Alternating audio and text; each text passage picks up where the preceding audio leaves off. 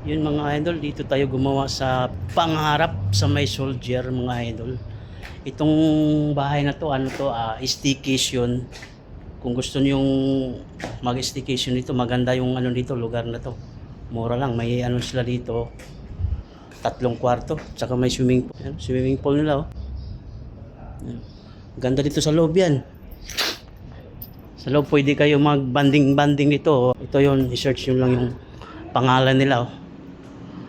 Matthews Hideaway. Oh, yan.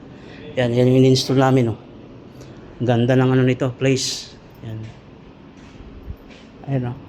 Ito lang yung dining area nila. Ganda oh. Yan. Ito yung sala, dining area. Tapos sa second floor yung mga kwarto. Sarado natin. Second floor yan dyan. Yung mga kwarto.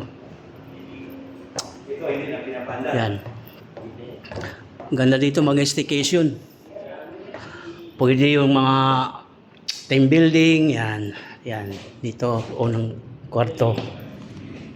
Ayan o. Double deck. Yan. May CR na rin. Naka-aircon. Ito yung pangalawang kwarto. Ayun. Oh. Laki ng kwarto na to. Yan. Ito yung pangatlo kwarto. Yan. Ayan oh. Yan yung aircon na yan. Papalitan namin yan. Yan yung gagawin namin ngayon. Yan. Ganda ng lugar dito. Kung gusto niyo mag-staycation, message nyo lang sila sa sa page nila sa Facebook. Meron sila page.